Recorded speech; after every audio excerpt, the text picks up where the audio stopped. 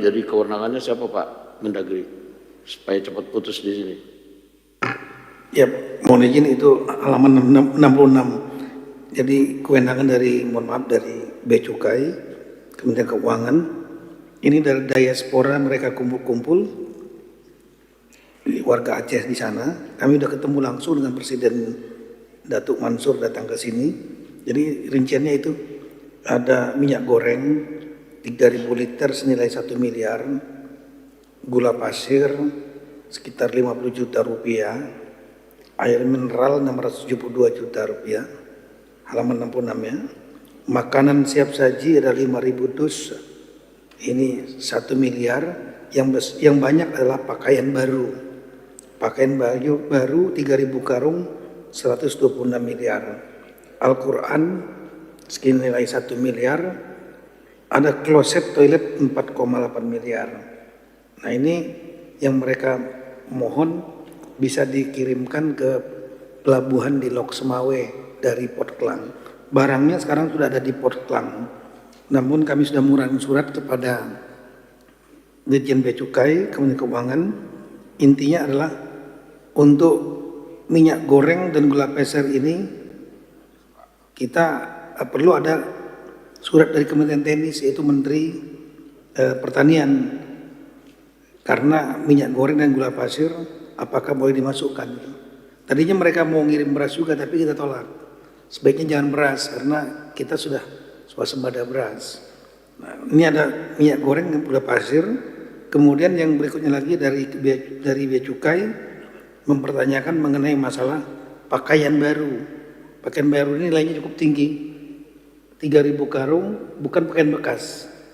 Tapi 166 miliar. Nanti bisa dicek sama-sama dengan Bea Cukai di Pelabuhan Krum Kekeh di Kota Lok Semawe.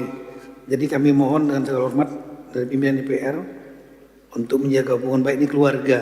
Karena ini bukan dari pemerintah, bukan dari LSM juga, tapi dari kumpulan keluarga. Sesuai dengan arahan waktu itu Bapak Presiden, sepanjang tidak ada barang terlarang, narkoba, senjata, semua harus diperiksa, baru boleh masuk, kira-kira demikian.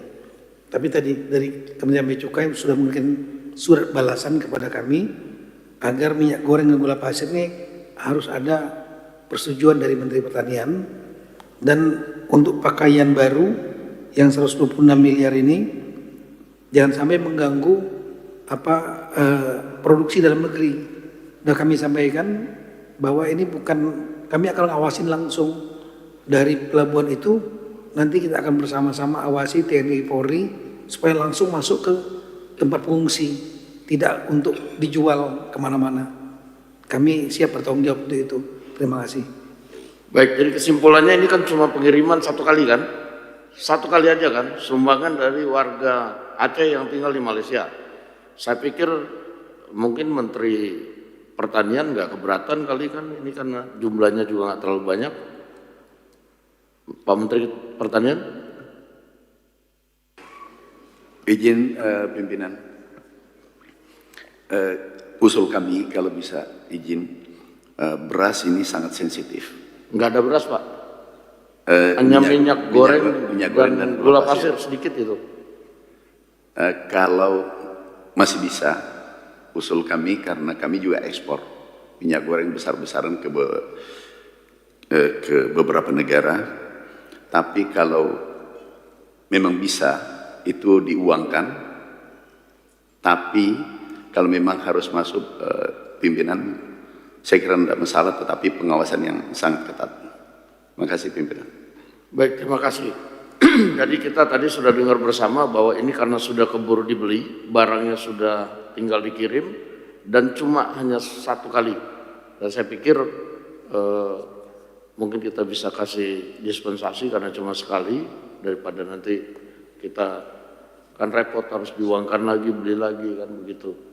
Jadi nanti mungkin Pak Menteri Sekretaris Negara dan Pak Menteri Keuangan bisa koordinasikan dengan Dirjen Bea Cukai.